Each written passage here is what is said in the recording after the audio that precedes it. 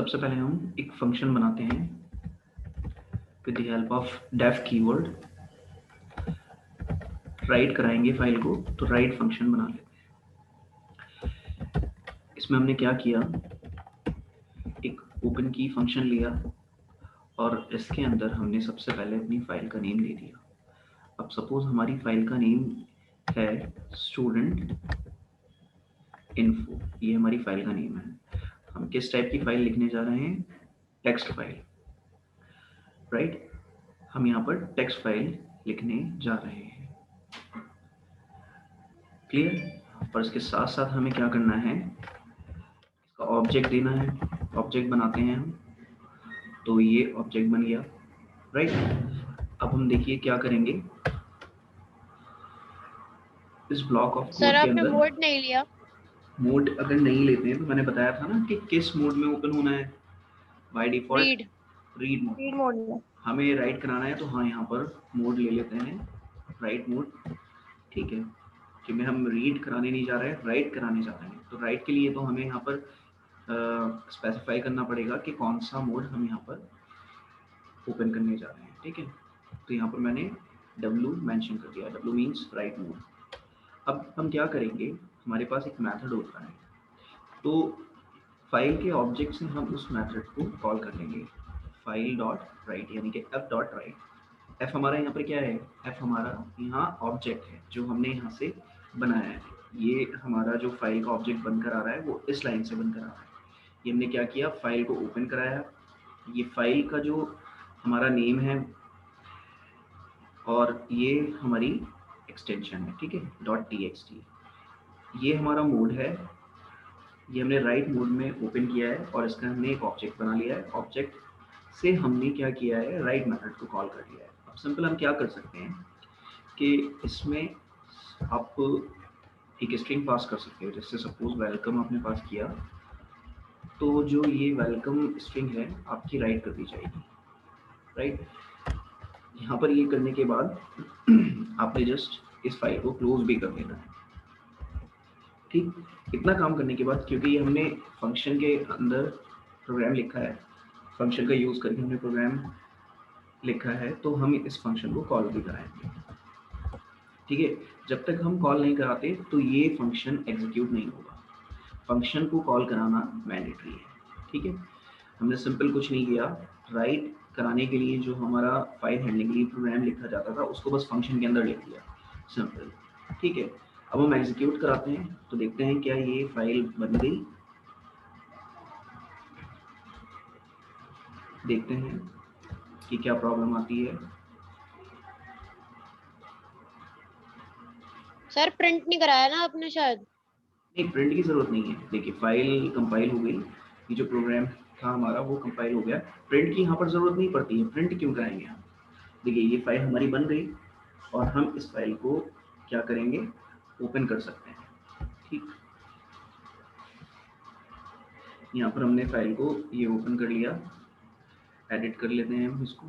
अब जैसे ही हम एडिट मोड में ओपन करेंगे तो ये फाइल देखिए राइट कर दी गई और फाइल भी क्रिएट हो गई। फाइल का नेम हमने क्या रखा था, स्टूडेंट इन्फो, ठीक है, स्टूडेंट इन्फो डॉट txt, और वेलकम उसके अंदर स्ट्रिंग हमारी राइट कर दी गई, ठीक है। तो ये देखा हमने, राइट मोड में ओपन की फाइल, हमारे पास फाइल एग्जिस्ट नहीं थी, ठीक है, एग्जिस्ट नहीं करती थी। तो इसलिए जब राइट मोड में ओपन करेंगे तो फाइल अगर एग्जिस्ट नहीं करती होगी तो फाइल पहले क्रिएट होगी देन राइट होगी, ठीक है। ये सिंपल काम हम कर सकते हैं।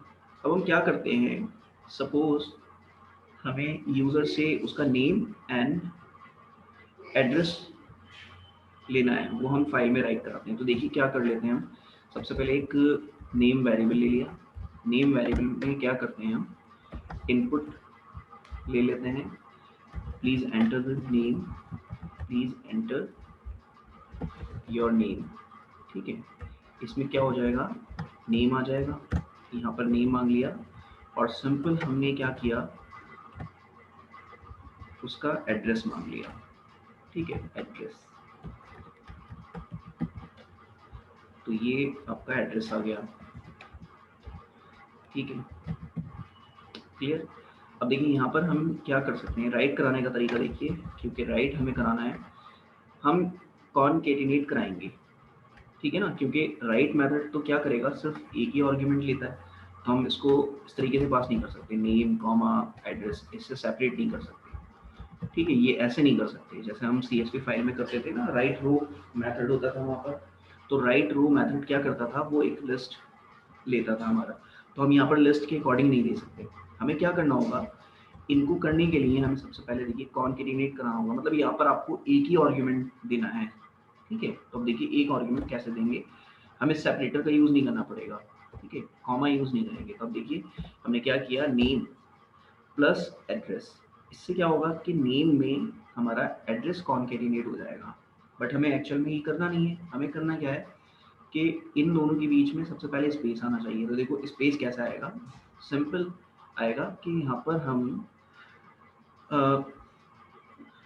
इस तरीके से कर सकते हैं, ठीक है, ये आ गया हमारा, और यहाँ पर भी हम कॉन्केटिनेशन का साइन लगा देता हूँ, और बीच में हम स्ट्रिंग में क्या करते हैं, ब्लैंक स्ट्रिंग पास कर देते हैं, स्पेस पास कर दिया, ये देखिए ये हमारा ब्लैंक स्पेस पास हो गया, वाइट स्पेस हमने पास कर दिया। तो हमारा जो नेम के साथ होगा वो एड्रेस है आपका, वो स्ट्रिंग क्या हो जाएगी, कॉन्केटिनेट हो जाएगी, बट बीच में स्पेस आ जाएगा। तो इस तरीके से हमारा जो इनपुट है वो ले लिया जाएगा। अब देखिए इसको एग्जीक्यूट कराते हैं, क्या ये एग्जीक्यूट हो सकता है, ये नहीं हो सकता है, देखते हैं।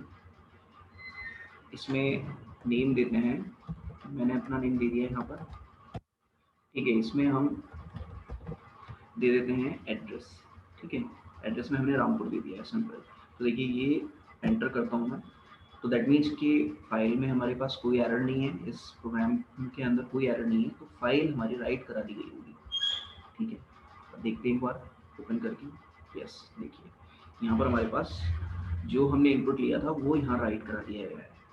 अभी हमें क्या करना है, एक काम ये करते हैं कि इसमें ना, जैसे कि आपने देखा कि यहाँ पर जो मैंने फाइल राइट कराई उसमें पता नहीं चल रहा है कि नेम कौन सा है और ये क्या है, ये रामपुर है तो क्या है ये, ठीक है, इसमें एक हेडिंग भी नहीं है। तो हम देखिए कैसे कर सकते हैं इसको, हमने ये सिंपल एक काम इतना कर सकते हैं कि सबसे पहले तो मल्टीपल इनपुट्स ले लेते हैं हम। मल्टीपल इनपुट्स लेने का मैं बताता हूँ आपको तरीका। वाइल के अंदर जो मैं पहले करता था उसी को मैं यहाँ यूज़ कर रहा हूँ। ट्रू किया, वाइल को हमने ट्रू करा दिया, मतलब हमारा जो कंडीशन है वो हमेशा ट्रू करा दी हमने, ठीक है। और ये सारा कोड हमने इस वाइल लूप के अंदर क्या कर दिया, ये वाइल लूप के अंदर लिख दिया। मीन्स क्या करेगा, ये वाइल लूप हमेशा क्या करता रहेगा, इसकी कंडीशन ट्रू है तो दैट मीन्स कि इनपुट लेता रहेगा, नेम एड्रेस और फाइल के अंदर राइट कराता रहेगा, इतना काम करता रहेगा, ये सारा काम फाइल के अंदर हो जाएगा। अब इसको ब्रेक भी तो करना है, क्योंकि ब्रेक जब तक नहीं करेंगे हम तब तक ये वाइल लूप से बाहर नहीं आएंगे, तो ब्रेक करना इसको ज़रूरी है। तो हमने यहाँ पर क्या करा, एक चॉइस ले ली। चॉइस हमने क्या ले ली, इंटीजर में ले लो या फिर आप सिंपल स्ट्रिंग ले लो, मैंने इंटीजर में ले लेता हूँ, ठीक है। तो देखिए प्लीज एंटर योर चॉइस, ठीक है, और मैंने एक सिंपल क्या कर दिया, 1 दे दिया एग्जिट के लिए, ठीक है, सॉरी 0 दे दिया एग्जिट के लिए, और 1 दे दिया हमने काय के लिए, कंटिन्यू के लिए, ठीक है, ये आप कर सकते हैं, ठीक है। सिंपल इतना काम करने के बाद ये किया और हमने इनपुट ले लिया। अब हम क्या कर रहे हैं, एक कंडीशन लगाते हैं कि इफ सी एच चॉइस, जो सी एच में हमारे पास वैल्यू आएगी वो हमारे पास 0 के इक्वल होगी, क्योंकि हम 0 में एग्जिट करा रहे हैं तो वो ब्रेक हो जाना चाहिए, वरना वो कंटिन्यू करे अपना काम, ठीक है। तो ये काम हमारा सिंपल था। अब साथ साथ मैंने बताया था कि नेम और एड्रेस वो तो वहाँ पर स्टोर होते जा रहे हैं, राइट कराए दिए जा रहे हैं, बट इससे पहले ना हमें एक हेडिंग बना लेनी है। तो ये कोड हम उठाकर ये वाली लाइन को मैं कॉपी कर लेता हूँ और इसको लूप से बाहर रख देता हूँ, ठीक है, लूप से बाहर मैंने रख दिया। इसमें मैंने क्या किया, इसमें इसको मैंने नेम को मैंने क्या कर दिया, यहाँ पर देखो ये यहाँ पर नेम के अंदर जो ये वेरिएबल है, ये नेम इज द वेरिएबल, ठीक है, जो कि यहाँ पर यहाँ से उठकर आ रहा है, और इस नेम के अंदर क्या, इस वेरिएबल के अंदर क्या आ रहा है, इनपुट आ रहा है जो कि यूजर इनपुट कर रहा है। बट यहाँ पर ये क्या काम कर रहा है, इन दोनों के डेफिनेशंस जो है ना बिल्कुल डिफरेंट है। यहाँ पर name is the value, name is the value, and यहाँ पर क्या है, नेम इज द वेरिएबल। दोनों चीजों में फंक्शन है, दोनों चीजों में डिफरेंस है, ठीक है। अब यहाँ पर देखिए एड्रेस को मैं कोट्स के अंदर लिख देता हूँ, सिंगल कोट के अंदर मैंने लिख दिया। अब यहाँ पर ये बन गई वैल्यू, दिस इज वैल्यू। और यहाँ ये क्या चीज है, यहाँ आपके पास ये वेरिएबल है एड्रेस, जो कि यहाँ पर एड्रेस वेरिएबल था और इसमें हमने यूजर से एक इनपुट मांगा था सेम। तो देखिए दोनों में ऊपर जो मैं यूज कर रहा हूँ इसकी डेफिनेशन अलग है, और यहाँ पर हमने ये जो राइट कराया है इसकी डेफिनेशन अलग है। यहाँ हम बेसिकली क्या कर रहे हैं, यहाँ हम फाइल के अंदर सिंपल राइट मेथड का यूज करके दो वैल्यू को राइट करा रहे हैं। उस दो वैल्यू को राइट कैसे करा रहे हैं, एक में ले रहे हैं हम नेम और दूसरे में ले रहे हैं हम एड्रेस, क्लियर है। और सिंपल हमने यहाँ पर राइट मेथड का यूज करके इसमें वेरिएबल यूज कर लिया है, और एक में ले लिया नेम इनपुट करा लिया है यूजर से, और यहाँ एड्रेस में हमने एड्रेस करा लिया है यूजर से, ठीक है। अब इसको देखिए एग्जीक्यूट कराता हूँ मैं, तो देखते हैं क्या आंसर आता है, क्या आउटपुट आता है, फाइल किस तरीके से राइट होगी। तो देखिए ये हमारे पास आउटपुट विंडो है। अब यहाँ पर क्या होगा, मैंने ले लिया जैसे सपोज सभी का एंड रामपुर, राइट। अब अगर देखिए 1 प्रेस करता हूँ तो ये कंटिन्यू चलेगा, तो क्या हो जाएगा, यहाँ पर मैंने ले लिया फाइजा एंड एमबीडी, ठीक है, एमबीडी कर दिया फॉर मुरादाबाद। अब यहाँ क्या करता हूँ मैं 0 प्रेस करता हूँ, तो इसमें हमारा जो लूप है वो टर्मिनेट हो जाना चाहिए, यानी कि हम लूप से बाहर आ जाना चाहिए। देखते हैं लूप से हम बाहर आ गए। अब हमारी फाइल जो है वो राइट करा दी गई है या नहीं करा दी गई है, तो देखिए ये हमारी फाइल है, हाँ एग्जैक्टली ये फाइल राइट करा दी गई है। बट आप देख रहे हो कि क्या हो रहा है कि एक ही लाइन में जा रहा है, देखो नेम एड्रेस, ठीक है। अब वैल्यू तो सही आई, प्रॉपर आई, सभी का, रामपुर, फायजा, एमबीडी, ठीक। बट यहाँ पर क्या हुआ कि जिस के अकॉर्डिंग, जिस हिसाब से हम चाह रहे थे वो नहीं आया। हम नेम के जो नेम हमने यहाँ पर एक कॉलम बनाया था, तो नेम के नीचे नेम आना चाहिए था और एड्रेस के नीचे उसका एड्रेस आना चाहिए था, बट ये तो एक सिंगल रो में आया है। इसके लिए हमें क्या करना होगा, सिंपल, इतना बड़ा टास्क नहीं है ये। आपको क्या करना होगा, देखो यहाँ पर सबसे लास्ट में इसको एक कॉन्केटिनेट करा देना होगा, किससे, स्लैश एन कर देना है यहाँ पर, दैट्स इट। यहाँ पर आप स्लैश एन कर दोगे, ठीक है। स्लैश एन में यहाँ पर मेरा वो काम नहीं कर रहा है, ठीक है, स्लैश बैक स्लैश कर देते हैं। मैं यहाँ से कॉपीज नहीं कर रहा हूँ क्योंकि मेरा जो कीबोर्ड का स्लैश है वो काम नहीं कर रहा है अभी, तो देखिए मैंने यहाँ से कॉपी करा है। आपको कुछ नहीं करना है ऐसा, ठीक, नहीं पता चला आप भी सर्च करने बैठ जाओ। ये सिर्फ मैं अपने लिए कर रहा हूँ, स्लैश कॉपी करना है तो मैंने यहाँ से कॉपी कर लिया है, दैट्स इट, नथिंग एल्स। तो स्लैश कर लिया मैंने, और स्लैश करने के बाद हमने क्या किया, उसमें एन लगा दिया, slash n for next line, ठीक है। इतना काम किया। ये काम करने के बाद हमने अब सेम एज इट इज यहाँ पर भी ये कर देते हैं, ठीक है। क्यों ये ऐसा क्यों कर रहे हैं, क्योंकि हमें नेक्स्ट लाइन में चाहिए ना, हमें हर लाइन, देखिए हमारे पास ये हेडिंग की लाइन बना दी हमने, ये हेडिंग बना दी हमने, और यहाँ पर ये जो बना दी इसकी वैल्यू बना दी। अब देखिए वैल्यू के बाद क्या होगा, यहाँ पर नेम आ जाएगा, एड्रेस आ जाएगा, और उसके उस लाइन को प्रिंट कराने के बाद, यानी कि उस लाइन को राइट कराने के बाद फाइल के अंदर, उसके बाद स्लैश एन, यानी कि जो कर्सर होगा हमारे वो नेक्स्ट लाइन में चला जाएगा, और ये तब तक होगा जब तक हम लूप को टर्मिनेट नहीं करते, ठीक है। तो देखते हैं क्या हमारा जो हम एक्सपेक्टेड आउटपुट चाहते थे वो आएगा या नहीं आएगा। देखिए मैं करता हूँ, ठीक है, ये मैंने अपना नेम लिखा और एंटर किया। अब देखिए 1 कंटिन्यू करता हूँ, दूसरी एंट्री देता हूँ मैं, यहाँ पर मैं कर देता हूँ, ठीक है, 0 कर दिया। अब देखिए मैं एग्जिट आ जाता हूँ, यहाँ पर मैंने एग्जिट कर लिया। अब हम दोबारा से जाते हैं और चेक करते हैं क्या ये हमारा जो फाइल में कंटेंट था वो राइट प्रॉपर तरीके से हुआ। देखिए तो ये हमारा जो फाइल थी उसमें हमारा जो कंटेंट था वो प्रॉपर तरीके से राइट हो चुका। नेम के नीचे नेम और एड्रेस के नीचे ये एड्रेस आ गया, ये कॉलम है, ठीक है। तो इस तरीके से हम यहाँ पर राइट करा सकते हैं फाइल हैंडलिंग। ठीक है, इज दैट क्लियर? यहाँ पर कोई और किसी को कोई दिक्कत, कोई प्रॉब्लम? इतना समझ में आया आपके? Yes sir. ठीक है, तो किसी को भी कोई क्वेरी है इस कोड के लिए तो बता दिएगा, फिर हम कंटिन्यू करते हैं आगे।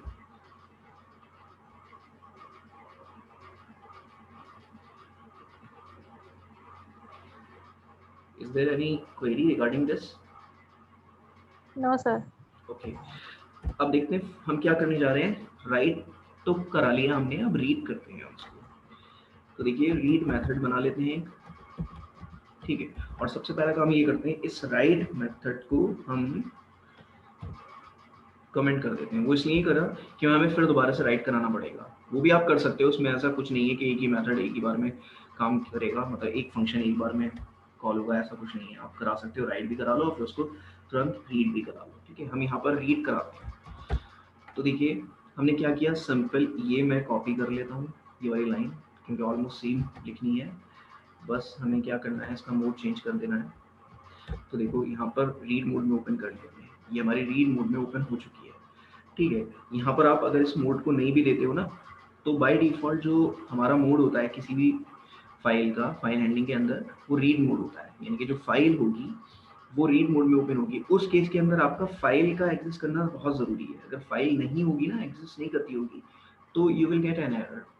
क्यों? क्योंकि फाइल वो सर्च करेगा ना, रीड तो तभी कराएगा, रीड उस फाइल को रीड तभी करा सकता है जब उसके पास फाइल अवेलेबल हो। जब अवेलेबल नहीं होगी तो किस फाइल को वो रीड कराएगा? तो बात भी समझने वाली है कि अगर हमारे पास रीड मोड में ओपन कर रहे हैं तो यहाँ पर फाइल का होना ज़रूरी है। और अगर फाइल नहीं होगी तो हमें मोड पे ज़रा ध्यान रखना होगा कि हमें राइट मोड में ओपन करनी है। क्योंकि फाइल अगर नहीं होगी तो पहले हमें उसको क्रिएट करनी है और फिर उसके अंदर राइट करना है, और फिर राइट करने के बाद ही तो हम उसमें कुछ रीड कर सकते हैं कंटेंट। तो ये सारा काम हमारा हो जाएगा। अब ये देखिए मैंने क्या करा, फाइल को ओपन करा लिया रीड मोड में और उसका एक ऑब्जेक्ट बना लिया। अब ये फाइल बन गई मेरी और एक ऑब्जेक्ट मेरा बन गया। ठीक है, रीड करा रहे हैं फाइल को। देखिए फाइल डॉट, हमारे पास एक मेथड होता है रीड। ठीक है, ये क्या काम करेगा, ये रीड करेगा कैरेक्टर बाय कैरेक्टर, मतलब आपके जो फाइल के अंदर कंटेंट होगा वो कैरेक्टर बाय कैरेक्टर रीड करेगा। और उसके बाद हमने क्या किया, एक वेरिएबल डिक्लेयर किया कंटेंट। तो ये काम क्या कर रहा है, ये जितना भी टेक्स्ट यानी कि कंटेंट आपका रीड कर रहा है ना, वो सब कहाँ पर आ रहा है, कहाँ स्टोर कर दिया जा रहा है, कंटेंट नाम की एक वेरिएबल। इतना काम हमने किया, सिंपल, क्लियर है। फिर देखिए हमने एक लूप चलाया, आई से इन, रेंज कहाँ तक देंगे, कंटेंट। तो देखिए ये कंटेंट तक हमने रेंज दे दी। मतलब क्या है कि आपके फाइल के अंदर, फाइल हैंडलिंग जो होगी उसके अंदर जितने भी कैरेक्टर्स होंगे उन कैरेक्टर्स तक ये लूप चलना है, उन कैरेक्टर्स तक ये लूप चलना है। समझ लीजिए, कंटेंट है ना आपका, तो कंटेंट जब करेगा तो रीड बाय रीड करा रहा है, कैरेक्टर बाय कैरेक्टर रीड कर रहा है ना, तो कैरेक्टर जितने भी होंगे उसके अकॉर्डिंग वो क्या करेगा, ये रीड करेगा। ठीक है, लूप उतना ही चलेगा। अब वो उसमें इंक्लूड करेगा स्पेस भी और साथ साथ स्पेशल कैरेक्टर्स भी। ऐसा नहीं है कि स्पेस को इंक्लूड नहीं करे, स्पेस और स्पेशल कैरेक्टर्स आर इंक्लूडेड। ठीक है, ये सारी चीज़ें इंक्लूडेड होंगी, वाइट स्पेस भी हो या ना हो, वो सारी चीज़ें हमारी इंक्लूड होनी है। अब हमने क्या करा, प्रिंट करा लिया सिंपल। किसको कराएंगे, ये कंटेंट किसको सेंड कर रहा है, आई को, आई कैच कर रहा है ना, तो आई हमने आई। यहाँ पर सिंपल प्रिंट करा लिया। और प्रिंट करा के हमने क्या करा, इसको फाइल को हमने ओपन किया है तो फाइल को क्लोज भी तो करेंगे, एफ डॉट क्लोज, सिंपल कर दिया। इतना काम करने के लिए ये हमारा कोड रेडी हो गया। अब इस कोड को हम क्या करेंगे, सिंपल जो फंक्शन हमने बनाया है इसको कॉल करा देंगे। ये हमने कॉल कर दिया, देखिए सिंपल रीड फंक्शन बनाया, कोड हमारा पूरा प्रॉपर लिखा जा चुका है और हमने इसको सिंपल लास्ट में कॉल करा दिया। ठीक है, तो अब देखिए कि ये कैसा हमें रीड करके देना है फाइल को। ये देखिए कैसे दिया इसने, इसने तो भाई हर कैरेक्टर के बाद क्या कर दिया, दूसरे कैरेक्टर को यानी कि जो नेक्स्ट कैरेक्टर आया वो नेक्स्ट लाइन में उसने प्रिंट करा दिया, बट ये तो हमें चाहिए ही नहीं था। This should not be our expected output, ये तो हमारा एक्सपेक्टेड आउटपुट होना ही नहीं चाहिए। तो हमें कैसा चाहिए था, हमें तो पूरा प्रॉपर तरीके से देखना है, इस तरीके से थोड़ी देखेंगे। तो हमें क्या करना है, जब हम प्रिंट करा रहे हैं आई को यानी कि कैरेक्टर को प्रिंट करा रहे हैं, तो साथ साथ हमें न्यू लाइन की डेफिनेशन को एंड करना होगा। और वो किससे करेंगे, एंड हमारे पास यहाँ पर एट्रीब्यूट है, क्या करेंगे, सिंपल हमने एंड में स्पेस ब्लैंक एंड पास कर दिया। ठीक है, तो यहाँ पर अब क्या होगा, अब देखिए जब हम रीड करेंगे इस फाइल को तो ये प्रॉपर वे में हमारी रीड हो जाएगी। देखिए नहीं, ठीक है, क्लियर है, कैरेक्टर बाय कैरेक्टर हो रही है, मतलब ये जो रीड मेथड काम करता है ये कैरेक्टर बाय कैरेक्टर करता है। ठीक है, तो इस बात का आपको ध्यान रखना है, समझ में आ रहा है। इतना काम आपने ये रीड कर लिया, ठीक है, तो इतना समझ में आया या नहीं समझ में आया? Yes sir. ठीक है, अब देखिए हम क्या करते हैं, इसमें हमारे पास एक और मेथड होता है रीड लाइन। ठीक है, यहाँ पर रीड लाइन भी हम यूज कर सकते हैं।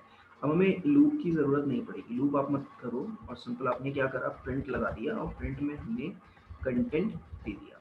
कंटेंट वेरिएबल, जिस वेरिएबल में हमारा पूरा एक लाइन नोट करा रही थी, क्योंकि हमारी जो फाइल के अंदर, देखिए फाइल के अंदर हमने जो ये राइट कराई है, ये जो फाइल हमने राइट कराई है इसके अंदर 3 लाइन्स है, there are 3 lines in the file. अब ये फर्स्ट लाइन है, रीड लाइन का काम क्या होता है कि ये लाइन बाय लाइन करता है, मतलब इस लाइन को पहले रीड करेगा, फिर सेकेंड लाइन पर आएगा, ठीक है, ये कंटिन्यू हो जाएगी, कितनी भी बड़ी साइज हो सकती है इस लाइन की, ठीक है, इसके बाद थर्ड लाइन पर आएगा, ठीक है, तो इस तरीके से करेगा, वो लाइन बाय लाइन करता है। वो रीड मेथड क्या कर रहा था, रीड मेथड जो काम कर रहा था वो कैरेक्टर बाय कैरेक्टर, ये लाइन बाय लाइन करेगा, ये पूरी एक लाइन एक बार में देकर रिटर्न करेगा। तो देखिए अभी हमने क्या करा, सिंपल हमने प्रिंट कराया, तो देखो यहाँ पर नेम एंड एड्रेस आ गया है, क्लियर है ना, ये नेम एंड एड्रेस आ गया। तो क्या कर रहा है ये, कि जब रीड कर रहा है तो एक ही लाइन को तो रीड कर रहा है, कि हमने एक ही बार रीड लाइन लगाया है। अब दोबारा अगर हम लगाते हैं, ठीक है, तो देखो क्या करेगा ये, नेक्स्ट लाइन को क्या कर देगा, रीड कर देगा। देखो नेक्स्ट लाइन को इसने रीड करा, अब देखो यहाँ पर क्या आ जाएगा, नेम आ जाएगा, और फिर देखो सेकेंड लाइन आएगी, ये सेकेंड लाइन रीड होगी। ऐसे ही हमारे जितनी बार हम रीड लाइन लगाएंगे उस तरीके से हमारी वो लाइंस मिलती रहेंगी। ठीक, अब देखो इसको सर तो इसमें सभी का क्यों नहीं आया? हाँ, क्योंकि हमने 2 बार करा है ना, ये फर्स्ट देखिए, ये हमारी क्या थी, फर्स्ट लाइन में हमारी नेम एड्रेस था, सेकेंड लाइन में नेम एंड उसका जो वैल्यू थी वो थी। ठीक है, अभी हमने यहाँ पर देखिए कितनी टाइम्स रीड लाइन को, कितने टाइम्स हमने यूज किया है, कितने टाइम हमने इस मेथड को कॉल किया है, 2 टाइम्स। मैंने क्या कहा था कि जितनी टाइम भी हम इस रीड लाइन को कॉल करेंगे उतनी बार में वो एक ही लाइन रिटर्न करके देगा, यानी कि एक बार हमने किया तो एक लाइन रीड कर ली गई, दोबारा हमने इस रीड लाइन मेथड को कॉल किया तो दोबारा दूसरी लाइन यानी कि नेक्स्ट लाइन रीड कर ली गई।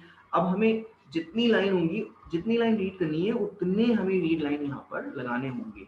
देखिए अब मुझे थर्ड लाइन को रीड करना है, तो मुझे नहीं पता थर्ड लाइन क्या है, मैंने 3 टाइम्स रीड लाइन को यहाँ पर कॉल किया। अब देखो तीनों लाइन रीड कर ली जाएंगी, ये देखो फर्स्ट लाइन रीड हो गई, सेकंड लाइन हो गई, थर्ड लाइन हो गई।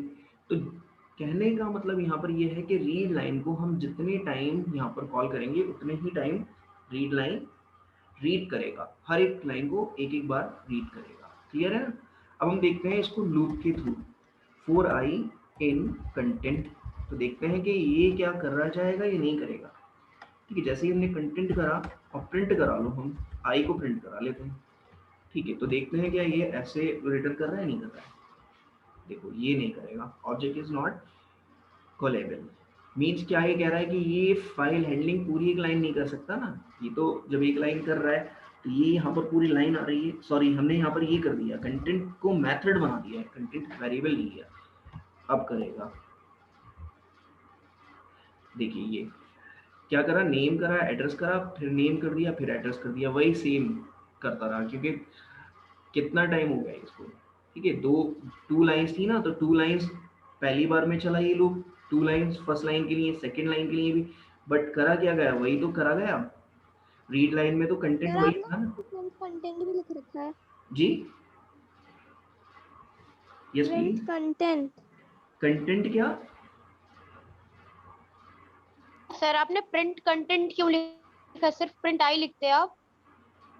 हाँ प्रिंट आई लिख लो यहाँ पर, sorry print I, print content तो मैंने गलती से लिख दिया था ना। तो ये देखिए प्रिंट आई लिखेंगे तो हमें एक ही बार ये रीड करेगा लाइन को, देखिए नेम एड्रेस, ठीक है। ये वो प्रिंट कंटेंट का अगर आ रहा था तो कोई प्रॉब्लम नहीं है उससे। तो ये देखिए ये हमारा आ गया, एक ही बार में हुआ, मतलब एक ही लाइन क्या करा इसने, एक ही लाइन उठाई, ये एक लाइन उठाई, ये कंटेंट के अंदर इस वक्त एक ही लाइन है, वन लाइन है। अब लूप भी तो वन लाइन तक चलेगा, चलेगा नहीं चलेगा? लूप अगर मैं बोलूंगा कि लूप कहाँ तक चलेगा, तो इसमें तो एक ही लाइन उठ कर आई है, वो लाइन कितनी, उस लाइन का साइज कितना भी बड़ा हो सकता है, वो मैटर नहीं करता, ठीक है। बट लाइन एक ही बार में एक उठ कर आएगी, ठीक है। तो लूप भी तो कहाँ तक जाएगा, उस एक लाइन की जितना साइज ऑफ कैरेक्टर होंगे, उस लाइन के अंदर जितने साइज ऑफ कैरेक्टर्स होंगे वहीं तक तो जाएगा, क्योंकि एक ही लाइन तो उठ कर आ रही है, रीड लाइन।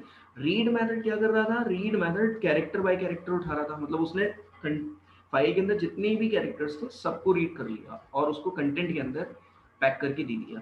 यहाँ ये जो काम कर रहा है, ये रीड लाइन, ये एक ही लाइन को एक बार में उठा रहा है। ये कह रहा है कि अगर तुम्हें दूसरी लाइन को फैच करना है तो तुम सेकंड टाइम भी क्या करोगे, रीड लाइन का यूज करोगे, यानी कि रीड लाइन को फिर दोबारा से कॉल करोगे, तभी मैं उठाऊंगा नेक्स्ट लाइन, अदरवाइज मैं नहीं उठाऊंगा, ठीक है। तो हमने क्या किया, कंटेंट वेरिएबल जो था उस तक लूप चलाया। तो इस कंटेंट वेरिएबल के अंदर अगर मैं बात करूं तो यहाँ पर जब रीड लाइन से एक लाइन उठकर आ रही है तो इस कंटेंट के अंदर साइज क्या होगा, उस लाइन का साइज ऑफ कैरेक्टर्स, समझ रहे हो ना। मतलब इसके अंदर अगर मैं बोलूं कि साइज ऑफ कैरेक्टर्स कितने हैं, तो देखो आप अपनी ये फाइल को देखो, ये वाली फाइल को देखो, इस फाइल के अंदर मेरे पास क्या थे, ये एक पूरी लाइन है, ये कंप्लीट लाइन है, ये इसने उठा ली, रीड लाइन ने ये लाइन उठा ली, ये फर्स्ट लाइन। अब इसके अंदर जितने भी साइज ऑफ कैरेक्टर हैं कितने हैं, 1 2 3 4 5 6 7 8 9 10 11 12। तो देखिए 12 टाइम ये जो लूप है वो एग्जीक्यूट हुआ, 12 टाइम हुआ। तो यहाँ पर जब 12 टाइम होगा तो एक ही लाइन को तो रीड कर रहा है ये, इससे ज्यादा थोड़ी कर रहा है, ठीक है। अगर हमें सेकेंड लाइन को कराना है तो सेकेंड लाइन हमें क्या करनी होगी, रीड लाइन फिर दोबारा से उसको अप्लाई करना होगा। अब देख लो, इसको काउंट करा लो, अगर आपको जस्ट काउंट हमने क्या करा, 0 कर दिया, और सिंपल हमने क्या करा, एक काम ये करते हैं, काउंट में हम +1 करते हैं, ठीक है, काउंट इज इक्वल टू 1, ठीक है। अब यहाँ पर प्रिंट करा दो काउंट। ये मैं ऐसा क्यों कर रहा हूँ, क्योंकि आपको बता रहा हूँ कि ये काउंट मतलब लूप कितने टाइम चल रहा है, क्योंकि 12 कैरेक्टर्स थे इंक्लूडिंग स्पेस, ठीक है। तो देखो काउंट की जो वैल्यू आनी चाहिए वो भी 12 ही आनी चाहिए, 12 नहीं 13 आई। 13 क्यों आई बताइए जरा, क्यों आई 13, बताइए क्यों आई 13? क्योंकि सर वो 1 लेस चलेगा तो वो हमने 12 काउंट किया है, लेकिन लिखेंगे तो 13। देखिए दोबारा से एग्जीक्यूट कराते हैं हम इसको,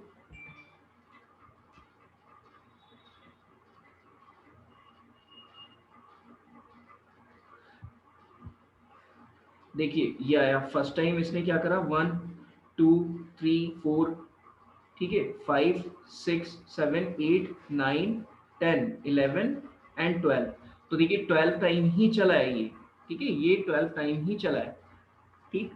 अभी हमने क्या किया है, इसको पहले हम क्या करते हैं, पहले हमने इंक्रीमेंट करा दिया, हमने ये इंक्रीमेंट पहले करा दिया, ठीक है, और बाद में हमने प्रिंट कराया है,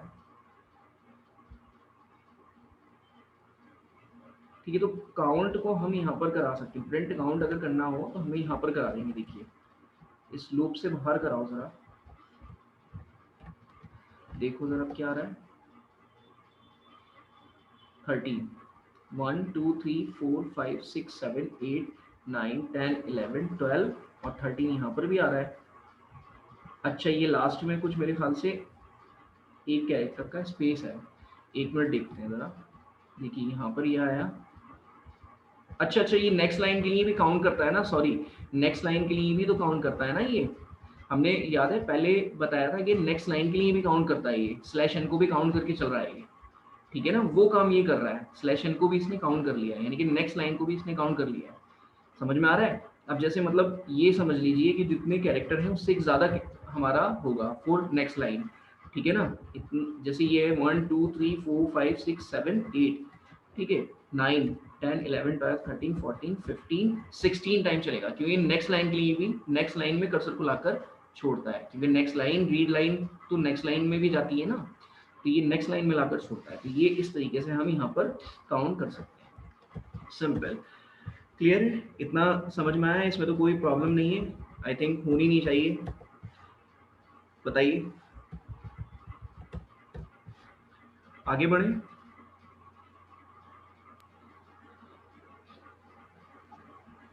बताइए फबेहा, फायजा, जी सबेहा। सर। ठीक है, आगे बढ़े। नेक्स्ट हमारा क्या है, देखिए हमें एक मेथड और होता है हमारे पास, वो होता है रीड लाइंस। इसका सिर्फ काम इतना है कि देखिए जब मैं इसको प्रिंट कराऊंगा, सपोज आई प्रिंट दिस, ठीक है, तो यहाँ पर ये क्या करेगा, रीड लाइन हमारे पास यहाँ पर सपोज ये हमारी फाइल है, तो ये क्या करेगा, ये हमारे पास 3 लाइन्स हैं, यानी कि फर्स्ट लाइन को ये एलिमेंट बना देगा, सेकंड लाइन को एलिमेंट बना देगा, थर्ड लाइन को, मतलब जितनी भी हमारे पास फाइल के अंदर लाइंस होंगी उन सारी लाइंस को ये क्या बना देगा, एलिमेंट। और हर एलिमेंट के बाद देखो, हर एलिमेंट के बाद वो क्या करेगा, स्लैश एन पुट कर देगा, ठीक है। तो यहाँ पर देखिए इसका जो आउटपुट आने वाला है क्या आएगा, ये रीड लाइन सबसे पहले लिस्ट में कन्वर्ट कर देगा आपके लाइंस को, और हर एक लाइन को एलिमेंट्स बना देगा, और एलिमेंट के बाद हर एक एलिमेंट के बाद स्लैश एन पुट कर देगा, ठीक है। तो देखिए ये हमने प्रिंट कराया, तो देखिए यहाँ पर क्या है, हमारे पास 3 लाइन्स थी, तो इसने फर्स्ट वाली लाइन में क्या करा, ये एक एलिमेंट बना दिया और उस एलिमेंट के बाद स्लैश एन पुट कर दिया। तो देखो नेक्स्ट मैंने बताया था ना, रीड लाइन में हमें क्या मिल रहा था, 13 मिल रहे थे, तो ये स्लैश एन, यानी कि स्लैश एन क्या करता है, ये नेक्स्ट लाइन के लिए पुट कर दे रहा है, ये काउंट कर रहा है कैरेक्टर स्पेस के लिए, यानी कि नेक्स्ट लाइन के लिए कैरेक्टर को काउंट कर रहा है वो।